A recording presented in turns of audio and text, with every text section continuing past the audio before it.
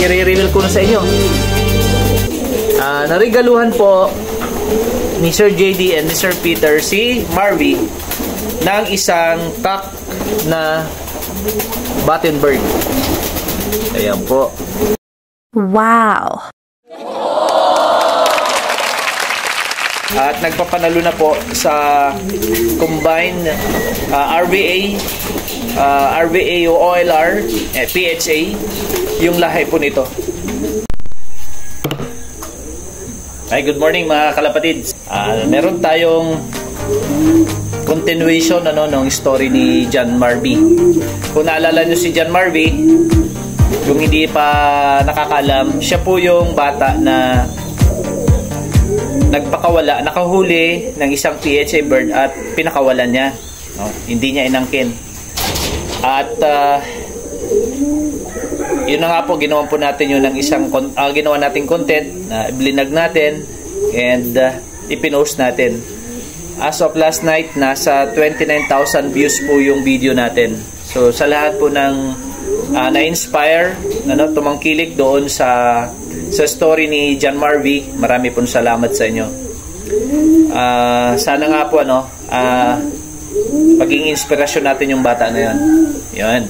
So today po mga kalapatids, meron pong katuloy yung kwento niya. Kasi po nung ipinost ko nga yung kanyang story, nag-mention din ako doon na sana o pwede sino man yung may mabuting puso na lalo pang i-inspire yung ating mga kalapatids na pwedeng magbigay o mag-donate ng ibon para sa bata. And true enough, meron pong isang idol na nakarinig o nakabasa ng ating request. At natuwa po ako dahil just after 3 days po ata yun na nakapost, may nag-message po sa atin. At ang nakakatuwa, galing pa po sa Canada yung nag-respond. Isa pong kababayan natin na I think migrant na doon o citizen na ng Canada. Si Sir JD, si Sir JD ng Canada or Joe Maquilay of Canada. Shout out sir sa inyo po and sa inyong family. Hoping po na napapanood nyo ngayon yung vlog na ito. So ganun din po, gusto ko ring extend yung pasasalamat ko sa mga friends ninyo, tropa nyo dito sa Manila. Ayun po, so gusto nating magpasalamat kay Sir Peter Lingatong, ang partner, kaibigan po ni Sir JD, na siya ang naging instrumental para makarating o makakuha namin yung ibon.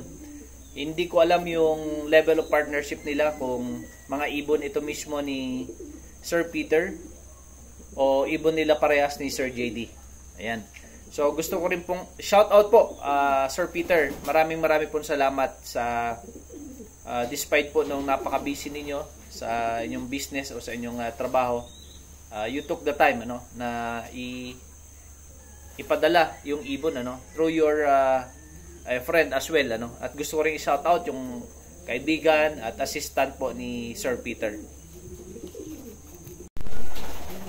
So shout out po Sir Joseph Valiente ng Barasuin Dos Eagle Club. Sir Joseph Valiente. Ayan, president po ng Barasuin Dos Eagle Club. So yun po, maraming salamat sa inyong tatlo. Most especially po kay Sir JD ng Canada. And of course, sa kanyang dalawang kaibigan. Ayan, so eto na po. I-reveal ko na sa inyo. Narigaluhan po ni Sir JD and ni Sir Peter si Marvy ng isang cock na Battenberg.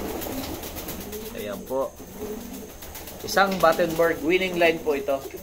Winning line nila at nagpapanalo na po sa combined RVA o OLR, PHA, yung lahi po nito. Ayan.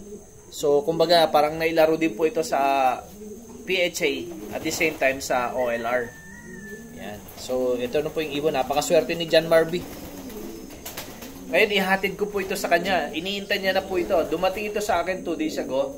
Pero sabi ko, isabay ko na sa lakad ko sa Pangasinan at sa Pampanga. Ayan. So, ito. Napakaswerte ng bata. And then again, yung pong message nga natin at yung reason bakit natin ginagawa itong content today is again to once again inspire yung ating mga kalapatids na maging ano tayo sa ating kapwa, no? Lalo sa ating kapwa kalapatid. Sabi ko nga doon sa isang vlog ko, nag-iibon tayo hindi lang para sa ating sarili, nag-iibon din tayo para sa ating kapwa, sa ating kalapatid. Palawakin pa natin sa ating kapwa-tao. Bakit? Sa ating kapwa kalapatid, kasi kung tayo mag-iibon lang para sa sarili natin, anong sense, 'di ba? Sino pa yung kasama natin na mag-iibon? Anong sense na manalo ka kung wala kang kasama, 'di ba? Literally, kung wala kang kalaban. Kung nagbi-breed ka lang para sa sarili mo o nagpaparami ka ng ibon para sa sarili mo. Pero if we consider yung mga kasama natin, bigyan din natin sila ng opportunity na magkarera, hindi mawala ng ibon, ma-enjoy nila yung sport, magkaroon din sila ng competitive advantage. Di ba ang sarap manalo kung ang kalaban mo magagaling din? Di ba ang sarap manalo kung ang ibon lahat nakakauwi at hindi nalalambat? So yan po yung sinasabi natin. And of course, through yung ating sport, marami po tayong matutulungan. Both yung mga kasama natin sa pag-iibon at saka yung mga kasama natin na hindi nag-iibon, no? Nakakapagpa-auction tayo, nakakatulong tayo sa mga kababayan natin o kaibigan natin na may mga pinagdadaanan. So, mahaba-habang kwentuhan na po yan. Yun lang po ang aking gustong mensahe sa inyong lahat, na sana po walang magsasawa na gumawa ng tama, no? Tulad ng ginawa ni John Marby. Dahil po, sabi ko nga sa aking mga tropa sa social media, ang kabutihan ay nanganganak, no? Ang paggawa ng kabutihan ay nanganganak. Nanganganak dahil pag gumawa ka ng kabutihan, sigurado yan, may gagawa din ng kabutihan sa iyo. O yung ginawa ng kabutihan, gagawa din ng kabutihan yan sa iba. So yun po ang ikalat natin, mga kalapatids, yung paggawa ng maayos, kagandahan, kabutihan dito sa ating mundo. Maraming mga negatives, maraming mga kritisismo, mga bagay na minsan nagpapapangit ng ating industriya, ng ating sport. Mananaig at mananaig pa rin yung kabutihan at kagandahan, yung liwanag kesa sa kadiliman. Ayun lang mga kakwento, mamaya abangan ninyo, magkikita-kita tayo with Bro John Marby. Mabigat yan. Mabigat. Mga kalapatids, eto na si John Marby.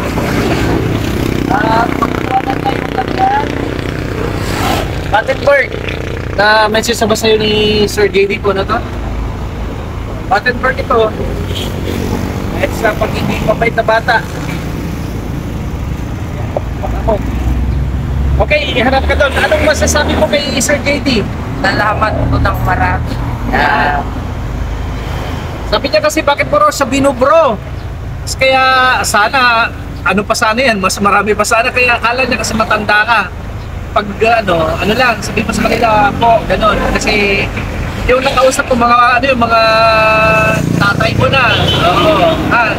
Anyways, si Sir Peter, pasalamat ka rin kay Sir Peter kasi siya ang tumulong yung kaibigan niya dito sa Pilipinas. Sabi ka na. Maraming salamat din po kay Sir Peter. Thank you. Okay, so John Marby, tuloy mo lang yung pag-iibon at pagiging mabait na bata at pansir, okay? Napakaswerte niya dahil sa kanyang kabutihan, nanganak, sabi ko nga, at nagkaroon ng isang napakagandang regalong ibon. Okay po, maraming salamat. Good morning sa ating lahat.